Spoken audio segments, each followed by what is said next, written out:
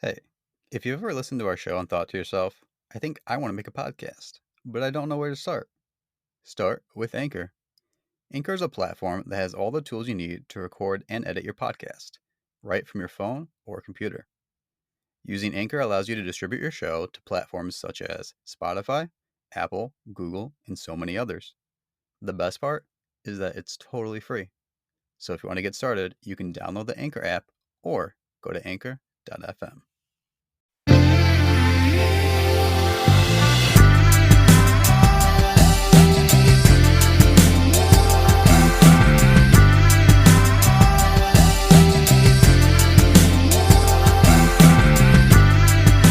Welcome to the Bandwagon Fan. This is hey, it's your favorite cousins. I'm Katé, And I'm Natalia. and we are here to share all things pop culture, entertainment, TV shows, movies, music. Anything that you're into, we should be into because we're trying to tell you about it first. That's the goal. Yeah, we want to be the first person, the first source you hear all the tea and the gossip, Yeah, who but needs also TMZ? more substantive stuff than tea and gossip. Substantial.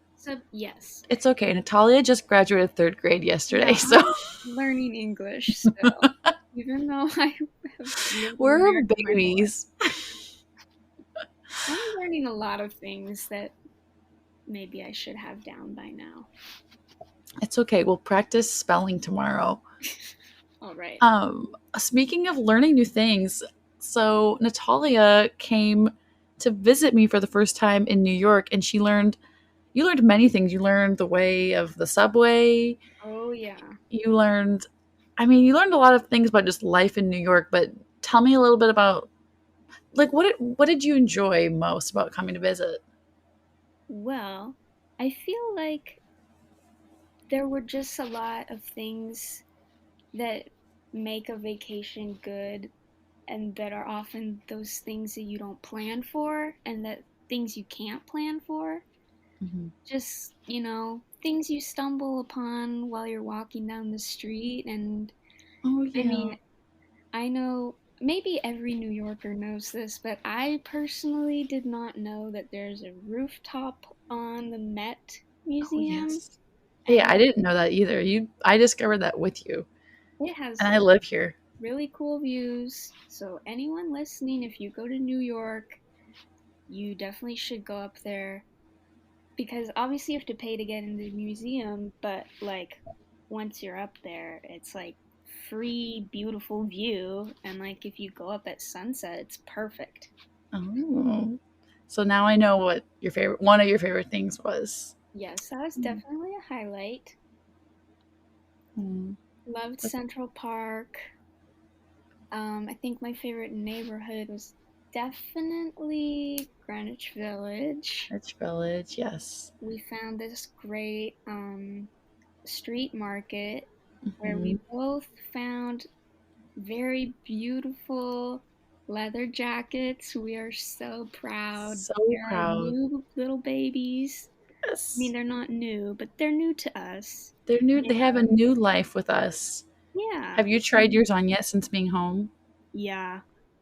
Me too. I am still so in love with it. Me Can't too. wait for fall. It cannot come soon enough. I agree with you. I the other day literally like tried on my leather jacket just for the fun of it because it was like such a magical find that Natalia and I each were able to get one. And yeah, New York was just great. I feel like having you visit was letting me see the city through new eyes. Um, and I can't wait for more visits. I know. It was so fun because we did a lot of stuff, but we also, we had a lot of fun just chilling at your apartment, staying Yes. in, cooking food, watching TV, and we literally watched the same show every night. We binge watched it, Mhm. and that show was The Wilds. That's actually what we're going to talk about today. Yes, that's our content of the day is the wilds, which Natalia also, speaking of new things, new experiences. So the show was new for us, both of us, but also Natalia taught me a new term that I had never heard before Uh-oh. called hate watching. Oh, yeah. Now, don't get the impression right away, listeners, that that we just instantly hated the show, which, Well, well, we did we instantly. kind of did. We did instantly hate it, but I think it did get better, and we are going to tell you all about it. So listen up. Yeah, it was a slow burn. Yes, that's a Very, good way to put it. very, very, very slow. But, Yes. it had some good reveals, some good plot points. Hmm. Some good characters. I would say They had a a really lot good of villain. them. Yeah, yeah, they're good at writing annoying characters. I will give them that. Well, before we reveal any more, I'm going to just go over a few little things. This show is on Amazon Prime, and it has 2 seasons. And season 1 came out in 2020, and that's what Natalia and I watched this past week. And then season 2 recently came out this summer. And season 1 had 10 episodes. Each one was like less than an hour, but maybe more like 40 to 50 minutes. Yeah. And I think something that we really that I at least really appreciated was that it was pretty much all new faces, new actors, no one you've probably really seen before in any other show. Yeah, I Um, didn't recognize anybody. Nobody, yeah. Which does not mean that anyone's bad at acting, but yeah, no, interesting new people. Um, If anything, and I find that refreshing, honestly. I think that's like one good thing they did. I agree with that. But then there is something I just remembered that you and I noticed when we were watching it. So one of the things that Natalia and I noticed was it kind of felt like Amazon was making a knockoff Euphoria, Yeah. and the casting of one character was like a like cheap, not cheap. She was still beautiful, but a knockoff Zendaya. I'm just gonna say it. It's what it is. Yeah, they literally had her like styled the exact same way, like similar demeanor and mannerisms, and like it Skin was tone, just hair like color, everything. if they didn't want it to look like that, they should have tried harder because it looks like that's what they were Mhm. going for. No, I agree. And so, just to give a little more backstory on what this show is about, it is a show that is about 8 teenage girls, I think. It might start out with 9. I think it started out with 9. 8 teenage girls who are stranded on a deserted island because their plane crashes. But amidst all of this drama of these random girls, some of which know each other, some don't, amidst them trying to figure out just basic survival, we find out that all along this has been a psychological experiment. And so, would you say sociological? I guess. Well, there's not really any Well, yeah, society. because we're seeing like how they're interacting with each other. That's true. Psychology is more about the individual. Yeah. So it's like a socio psychological, because I feel like each girl's kind of being analyzed individually, but also how they relate to the group. But we Yeah. find out that they're part of an experiment and that this has all been staged. And And the throughout the crash show, wasn't real either. oh, yes. And we find out the crash was never even real. And you find that out pretty early on, maybe I think within the first or second episode. Um, and we learn this because there's also flashbacks of the girls now rescued telling their accounts of what it was like on the island, and then scenes from the island. So you know that there's hope that the girls somehow make it out of here. But it's what the show is really about is figuring out how did they get in this situation? Why were they chosen for this situation? And how did they get out of it? And what's going to happen afterwards? And what does it all mean? Um, and what in each episode we get to learn a little bit too about each girl's background and kind of piece together why they are how they are, what has happened in their lives to maybe bring them to be in this group setting. And Natalia, I was going to say, do you want to go into depth about a little of the characters? Yeah, so basically, we learned pretty early on that the girls basically come in pairs, and so every girl there knows one other girl. Not like closely. I mean, well, two of them are sisters and two of them are friends, but two of them are just from the same town. Mm-hmm. And then another pair are also just from the same town. And then Mm-hmm. there's one girl who didn't come in a pair. And obviously that makes her stand out early. Her name is Jeanette, and she is one of the first characters that we meet because she is not in good shape after this Mm-hmm. supposed plane crash.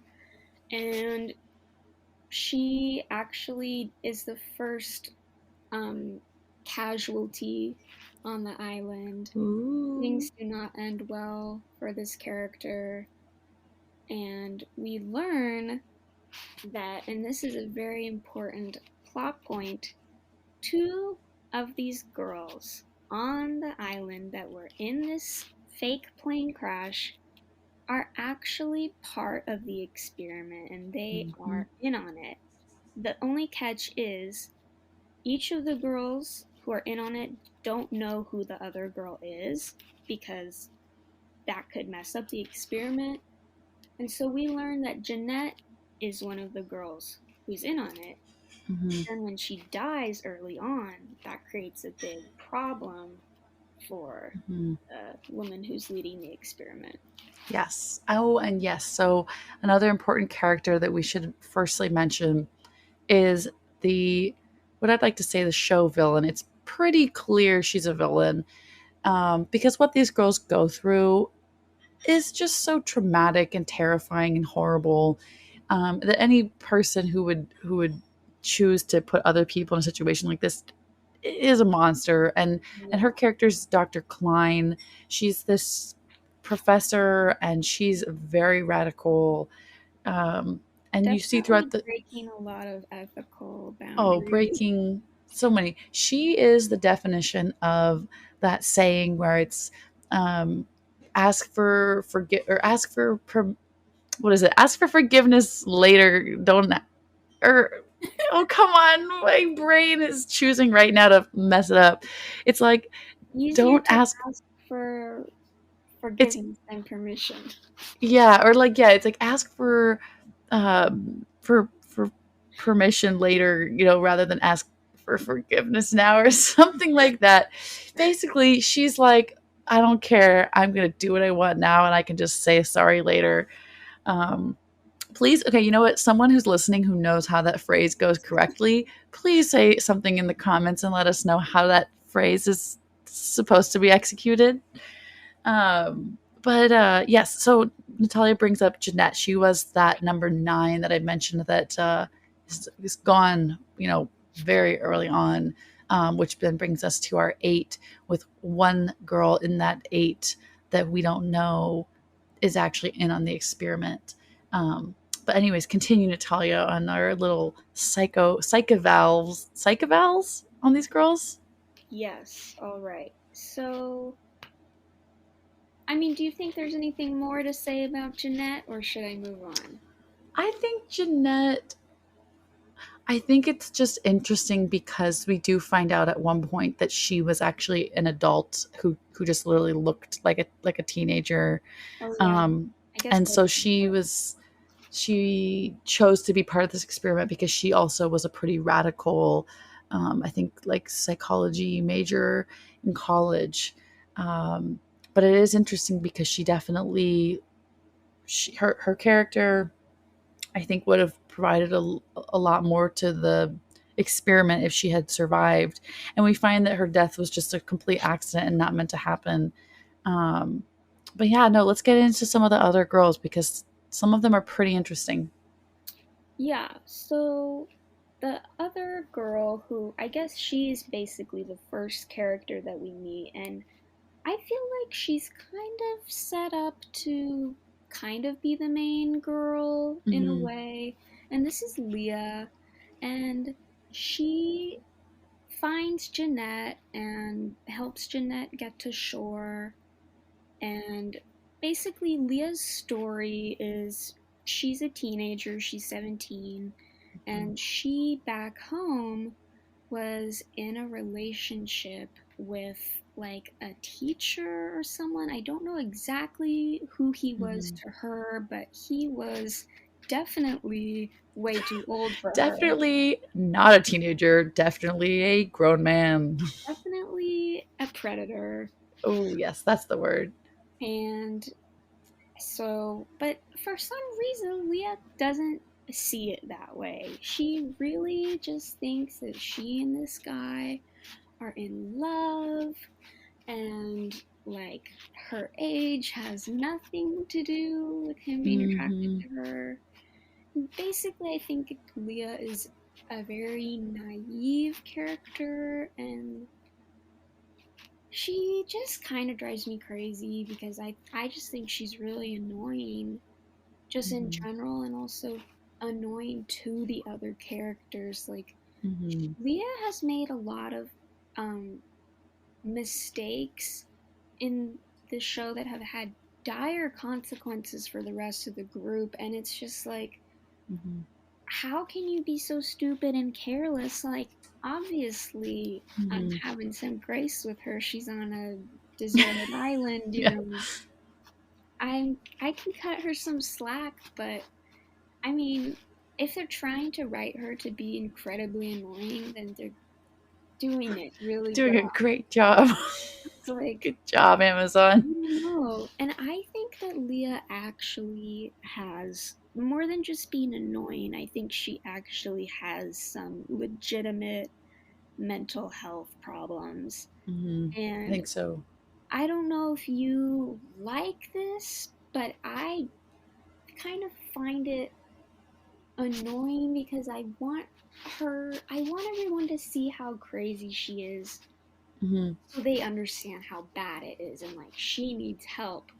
But the fact that Leah is so crazy that she's actually able to catch on to this whole scheme of this Mm-hmm. psychologist lady, the fact that she's actually right about it is frustrating to me because I know that she's probably not going to get the help she needs, Mm-hmm. but Oh I yeah. don't know. I No, guess it's good for the story. it definitely makes for an interesting story because, like Natalia just said, it's like this character is so. There's clearly something wrong with her outside of this, experiment and this island. But the show definitely, I think, spins her as the main character because they make her the one who starts to catch on that maybe this wasn't all just some random plane crash and that maybe there's something going on. This is all being, they're all puppets being with their strings pulled an experiment. But it's like that idea is so crazy. Who would think that only the crazy person, which then she's the crazy person. And it's very frustrating to watch a person who has severe mental health issues do things that are very frustrating, annoying, and then only to be totally right about something that in turn just makes them look like they're more crazy to the rest of the group. So definitely, definitely a conflicting character for sure. Yeah. Um, I some feel of like the Leah is a good example of a broken clock is right twice a day. And yes. Leah being correct about her whole conspiracy theory about the island, I think that's just a Oh happy God. accident for her. And I think that, like, 9 times out of 10, she is not going to be correct when she has like her crazy paranoia and spirals and things like Oh that. yeah. Oh yeah, that saying is the most like, there's nothing more fitting than that. It's Leah, yeah, she's like a broken clock. Um and then some of the other girls, I'll go through them real quickly. We have one girl, see, and now this is something where Natalia and I kind of started our hate watching because we found it kind of annoying that a lot of these girls were very much written exactly as maybe an adult would stereotype a group of teenagers, because we have Rachel, this sport obsessed, fitness obsessed, kind of type A personality who's just obsessed with being the best on her diving team, and we find out that she has had, like, as many athletes have struggled with, an eating disorder because they want to be thin enough to take part in their sport. And then we have her twin sister, who's kind of this quirky, cutesy, weird, kind of eccentric girl who kind of talks a little funny and always spouts out random facts of knowledge. And her name's Nora. And then we have the girl who's the stereotypical kind of queen bee diva at school. She's kind of like, she's sexually more mature than other girls her age, and she goes to parties and she is very self-confident, and she's a really good student and a great cello player, but she's got trouble at home. And um, we've got another girl she's the tomboy, and she's surprisingly, amazingly well knowledge in survival skills, which I can't help but think that was probably planned by the evil doctor scientist lady to have at least one girl who Definitely. had some basic survival skills. And this is Dot that we're talking about. And then who am I forgetting? Who else is there? You haven't talked about. I Oh, I think you should talk about Shelby. You had some interesting things to say about her portrayal and the portrayal of that's like right. Christians in TV in general. Yes, yes. So there's another girl named Shelby, and she is our Southern Belle. She's from Texas and she's a pageant queen, but most of all, she's a Christian. And they really play that up in this show because her character is constantly being like, y'all, we should pray to God. And I mean, And she's always being like really positive, which yes, annoys some of the other characters. yes, she's very positive. She wants to play icebreaker games. She is always doing everything right, and she's pretty, and she's always, wanting to pray for people and pray to God. And Natalia and I discussed we have nothing against prayer or God or religion, but it's when I think on a TV show they write out these Christian characters who are obnoxiously Christian and so evangelical and pushing their beliefs on people and kind of uber conservative and stubborn. And I really feel like they wrote Shelby like this, and because I think that it makes for good drama to have the very like intense Christian who's in your face about their faith and comes across as the perfect blonde white Southern Texas Christian girl, and with her perfect Christian family and their strong beliefs. I think With with Shelby, we saw another really tired trope of like the homophobic Christian who mhm, turns out they're homophobic because, surprise, they're actually in the closet. mhm, Like, I'm sorry, how many times have we seen that storyline play out in other mhm. teen dramas before? Yeah, no, I agree. It's like it. I didn't even think about that, but you're right. Like I've definitely like that's a character that has been done many times before. Because we have another character named Tony, and Tony is also kind of a. I don't want to say she's as athletic as Rachel, but she's very tomboy athletic. Um, and definitely the one in the group who probably has the most anger problems. I would say the first like 5 episodes, every time she talks, it's practically like she's grunting.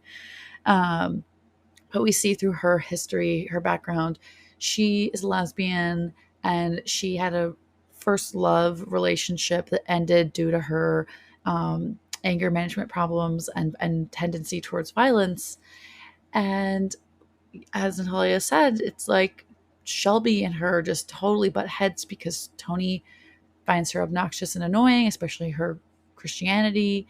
And then Shelby is almost doing the kill them with kindness kind of take. So she's like extra nice to Tony, which you can see just rubs Tony the wrong way.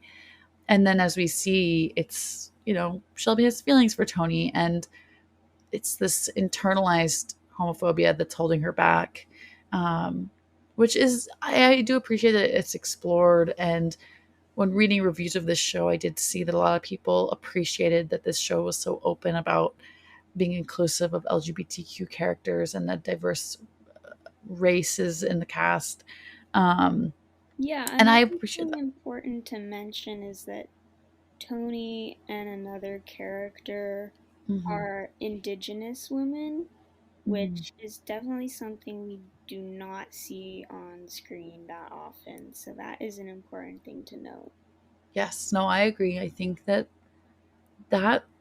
I found really interesting when they talked about that in one of the first or second episodes, that they're both from a reservation and they're both Native American.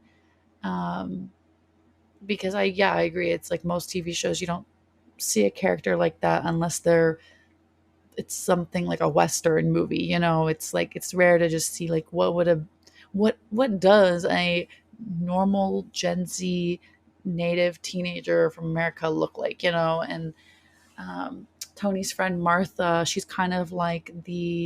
She's the sweet one of the group of all the 8 girls. She's very kind and gentle and loving. She's the one who's probably she's going to be the one who would be taking care of a sick animal or something. She's very gentle and that's our whole lineup right there. These girls, as we watch the show, they do get more interesting. We see the ups and downs. Um, but yeah, I would say one of our biggest disappointments was that they did kind of feel like they were just fulfilling tropes, as if the show writers had just been like, okay, we need a this, a that, and a this. Let's write it out exactly, kind of on the nose. Yeah, it So, felt like, a lot of shortcuts were taken, I think, and just like lazy writing overall mhm, because a lot of it was stuff that we have seen before and just mhm, a lot of trying to do something that someone else has already done first. And it's like mhm, people want to watch a TV show that they haven't seen before and mhm, want to see new stories and new ideas. And I mean, there were some new and interesting ideas on this mhm, show. I mean, like, it wasn't all bad. I mean, there was a reason that we kept watching and mhm. finished the whole first season. Um, you know, we were very curious about how it was going to end. They I had agree. I they think that had good reveals. yeah, they had the reveals, and that's what kept us going. I think that for as bad as they were at writing the characters and the character development, because that's something Natalia and I complained a lot about too. It kind of felt like no matter how many days the girls were on this island, they just did not seem to be improving with their survival skills or their interpersonal skills with each other. Um, Yeah, it took them so, a really long time to like actually start working together and like be cooperative and mhm, even like just start really being serious about surviving. I mean, there was one point mhm. where this one character was like, I don't want to put down roots. And I she know. I'm always like, tries no to want one's. to build any shelter. And it's like, girl, you're not putting down roots. It's like, you need to, do you want to die? Yes, that was, I would say, one of the most cringy things of the show was just how many times they were say, not just one girl. I feel like throughout the show, at least maybe 2 or 3 of them would say something like that, like, "Well, I just don't want to get too comfortable here. I don't want to like, think that maybe I'm going to be here longer than I want to be." And it's like, if this is a real situation, but us viewers know it's not. But if this was a real situation, just hearing them say those things, it's kind of ridiculous. Which does make me wonder, would an actual teenager really think that way and say things like that? I don't think so, but I mean, some of these actresses are maybe are teenagers, I think, or close in age to that. So maybe that would be something that they would say or think or feel. Um, and then maybe those lines were kept because of that. But yeah, so as kind of disappointing as the characters could be and the pacing of the show, I really think that if they didn't have the suspense that all of this deserted island, this stranded, this survival skills, every episode kind of facing a new survival challenge of how do we find food, how do we find water, how do we find shelter, how do we take care of each other, how do we explore, how do we, what do we do if one of us gets sick, besides all of that general stuff. I think what really carries the show is the fact that it's all fake. It's all, the island is real, the girls are real, but the experience they're going through has all been crafted for them, and at times sometimes almost curbed for their protection or curbed for their safety. Things are brought in suspiciously, Yeah, you know. literally. And I think that if the show didn't have that aspect, I don't think I would keep watching these really annoying girls just try to figure out how to not kill themselves. Yeah, because with their survival skills, I don't think we'd have a show to watch. I think they would all be dead. Yeah, I think so too. These girls would not last long. But what Natalia and I can say is we did make it to the end of the show, and it did actually have a very interesting reveal. And I mean, Natalia, what would you say? Do you think you would recommend this show to someone? I would say if you're in a rut right now where you don't know what to watch, you could start this. Okay, you heard it here, fans. If you're in a rut, you're depressed, life's going nowhere. You I know meant what? more of a television rut. A television rut. Okay, because I was actually just thinking maybe you're right. Maybe if someone is down on life, they would watch this show and go like, "Oh shit, my At life's least not my as life's not that bad. exactly." I was gonna say if you need a reminder of how good your life is, watch The Wilds. Well, I think I see that's the thing too. I'm like, I think I would maybe recommend this show to somebody, but only with the preface of telling them just keep watching, because it Yeah. really did take us a while to get hooked into it. And even once we were hooked, I still felt like we were kind of just hate watching. Um, which, so next question, do you plan to watch season two? You know what? I think that I am gonna watch season two because there were some pretty interesting cliffhangers at the end. So we learn by the end of season one who the second opera is on the island, like which other girl was in on it, and we learn that all along it was actually Nora, but the season ends with Nora nowhere to be found. Ooh, crazy stuff. And see, that's the thing. Yep, you have to keep watching to see what happens. And like, okay, I'm gonna hold back one more spoiler, but one of our characters, one of the other girls, finds out that Nora is the other operative. But we're not gonna say who. You have to watch it, and that's gonna be our little bait to get people to watch this show.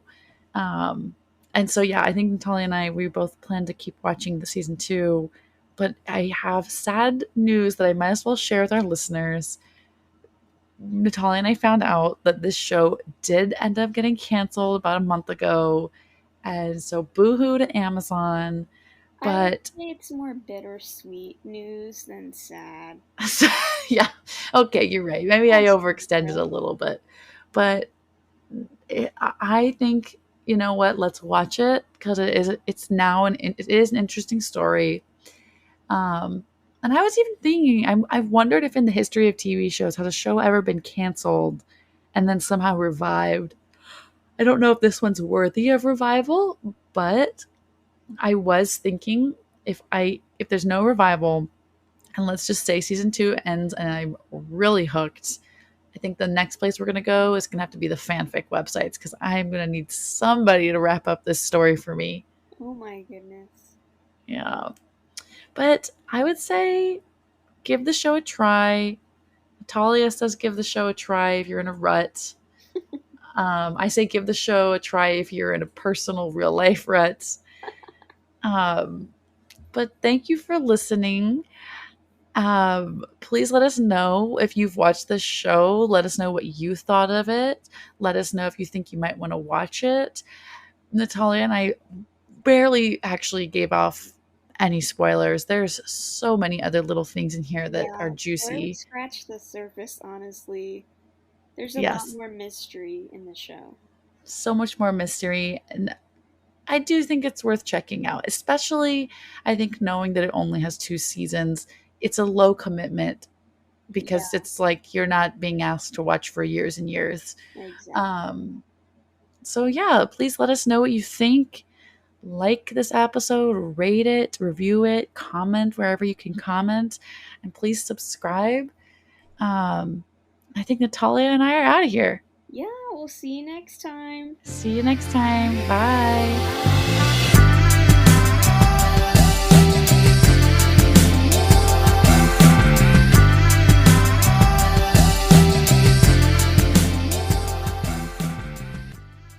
The Bandwagon Fan Podcast is hosted by Josh Jimenez, Alex Mogosa, and me, AJ Soy. Our show is produced by Katé Smith and edited by your boy, AJ. Our social media is managed by Natalia Kokulia, and our theme song, Lush Waves, is provided to us by Taylor Lewin of _audio. Thank you for listening, and we'll see you next time.